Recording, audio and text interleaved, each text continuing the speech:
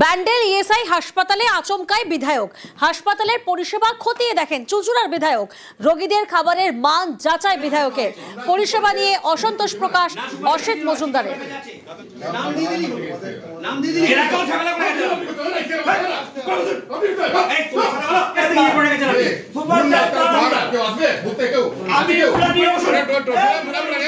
এগুলো কি হচ্ছে? ওনার সাথে আমার কথা হচ্ছে, আপনি কি করবেন? আমি ওনার সাথে কথা বলছি। তুই তাকে চমকাবি। ওয়াইগাল চমকে গেছে একদিন। আপনাকে ফোন করেছিলাম, আপনি বলে রেফার করুন না। না। এগুলো কি? অসভ্যতা। তাকে চমকাচ্ছি। ধরে ওনাকে বল। এইটুকুনি তারে দাদারা স্যার বলুন। স্যার বলে দিই, পয়সা বলে দিই। হ্যাঁ। কথাই বলে সুস্থ। আপনি এখানে তো লোকালে আছেন, আমার পলিটিক্যাল পাওয়ার অনেক উঁচুতে আছে। এখানে আছে বলছি ভালো করে জানেন, সব ডকুমেন্টস আমাকে আমি পাঠিয়ে দেবো আপনার কাছে সমস্ত। দিয়েছি আমরা ওটা। উনি লোক ঢুকেছেন, ওনার লোক ঢুকেছে, আপনি কথা বলার কি এখানে? চিঠি করে নাকি আপনি? আমাদের যে লোক কাজ করেছিল তাকে বসানো হয়েছে, সেটা আমরা রোগীদের খাবারের মান যাচাই বিধায়কে, চুঁচুড়ার বিধায়ক। পরিষেবা নিয়ে অসন্তোষ প্রকাশ অসিত মজুমদারের। ব্যান্ডেল ইএসআই হাসপাতাল পরিদর্শনে, আচমকাই পরিদর্শনে চুঁচুড়ার বিধায়ক। সোমনাথ প্রতিনিধি এই মুহূর্তে আমাদের সঙ্গে রয়েছেন। সোমনাথ, এই হাসপাতালের বিরুদ্ধেই তো খাবারের মান যাচাই নিয়েও যেমন এই হাসপাতাল কর্তৃপক্ষের বিরুদ্ধে একটা অভিযোগ সামনে আসছে, হাসপাতাল কর্তৃপক্ষের বক্তব্য কি?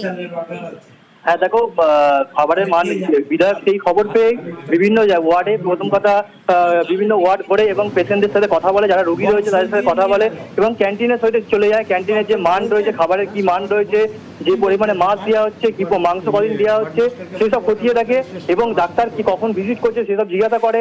অ্যাম্বুলেন্সের পরিষেবা জিজ্ঞাসা করে, অ্যাম্বুলেন্সের পরিষেবা ঠিকঠাক হচ্ছে কিনা, সবকিছু কোনো বাইরে থেকে ওষুধ কিনতে হচ্ছে কিনা, বাকি সবকিছু খতিয়ে দেখে এবং তারপরে সুপারের কাছে যায় এবং সুপারের কাছে গিয়ে সুপারের কাছে যা যা অভিযোগ আছে সেসব অভিযোগ সুপারকে গিয়ে তুলে ধরে।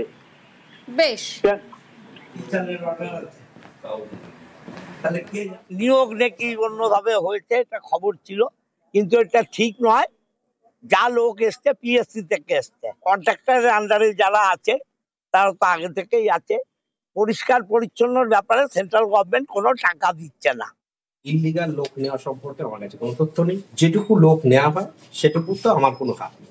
এইগুলো পুরোপুরি হচ্ছে যারা নেয় কন্ট্রাক্টর, তাদের সঙ্গে বিভিন্ন যারা লোক আছে, বাইরের আমি নাম করছি না, তারা বসে, তারা এখানে ইনপুট করে। এর মধ্যে আমি ঢুকি না। উত্তেজিত হতে হবে, কারণ তার কারণ হচ্ছে বিভিন্ন রকম মিস ইনফরমেশন এমএলএ সাহেবকে দিচ্ছে, সেগুলো আমাকে ওনাকে ক্লারিফাই করতে হচ্ছে।